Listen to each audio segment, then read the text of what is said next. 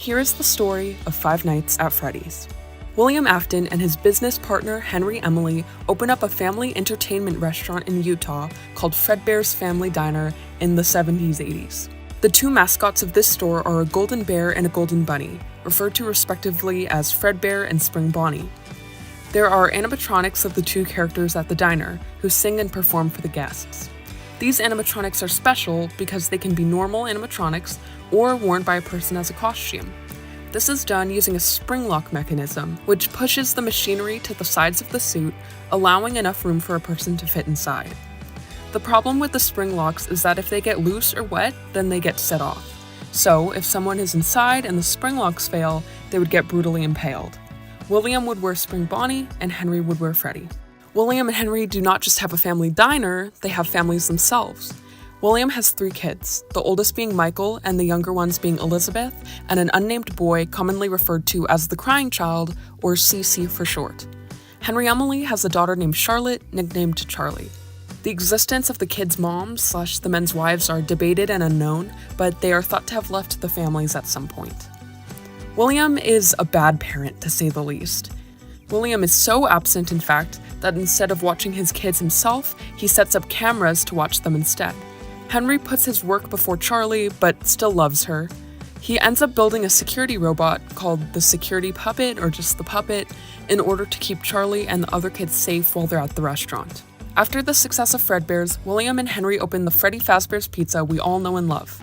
The new animatronics in this restaurant are Freddy, Bonnie, Chica, and Foxy. It is likely that as the brand continues to grow, other undiscussed locations are opened as well. Michael, either out of anger or boredom, makes a habit of putting on a Foxy mask and jumping out at CC to scare him. CC is also very scared of the animatronics. These stressors would cause him to cry a lot, which got him dubbed the crying child by fans. At CC's birthday party at Fredbear's, Michael decides to prank him. He gets his friends to lift CC close to and put his head in Fredbear's mouth. The animatronic's mouth bites down and kills him. CC's soul is now in Fredbear's body. Fredbear's Family Diner closes. This incident is known as the Bite of 83. One night, Charlie gets locked outside the restaurant. The security puppet can't save her because it's stuck in a box. William, who is driving by, sees Charlie and kills her. There are many explanations as to why, but it is always related to William's complicated relationship with Henry, especially Will's jealousy of him. The puppet escapes and gets to Charlie, finding her dead body. Charlie's soul possesses the puppet. William Afton dresses in the Spring Bonnie suit and uses it to trick and lure 5 children into a hidden part of the restaurant and kill them.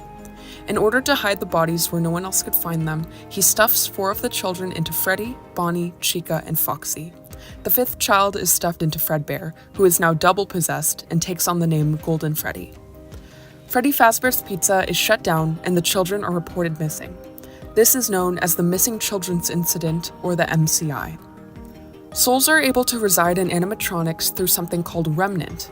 Remnant is a silvery goop said to be the physical manifestation of emotions. Some believe William was killing kids to try to figure out how to put CC back together somehow.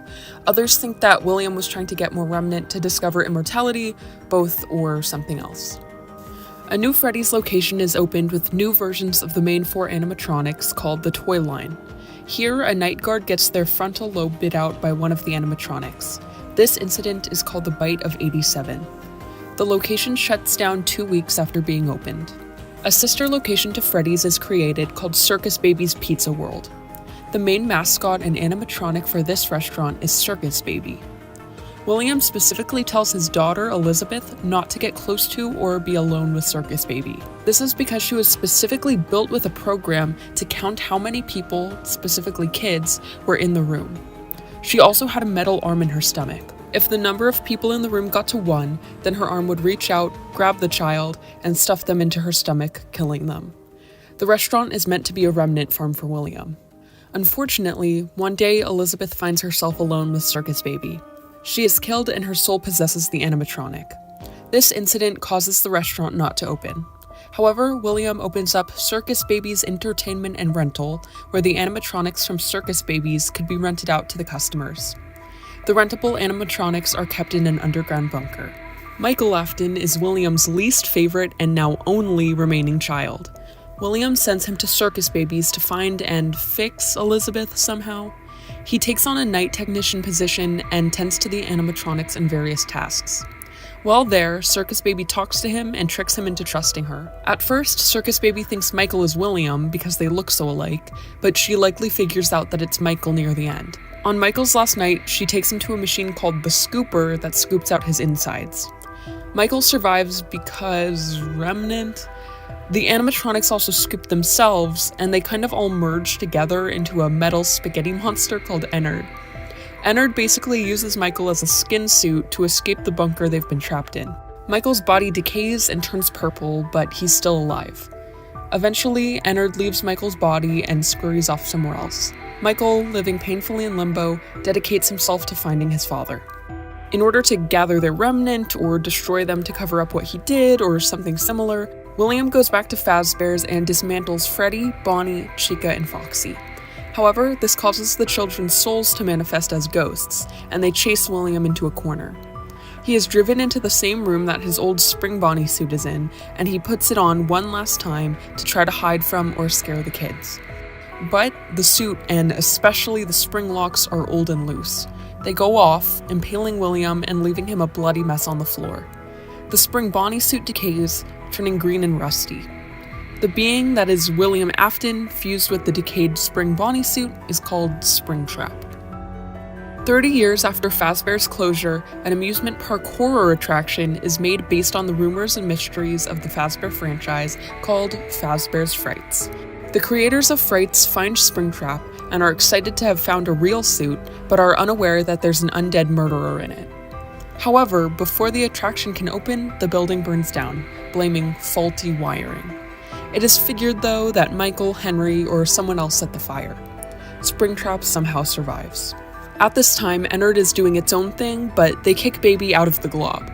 Circus Baby makes a new physical form for herself called Scrap Baby.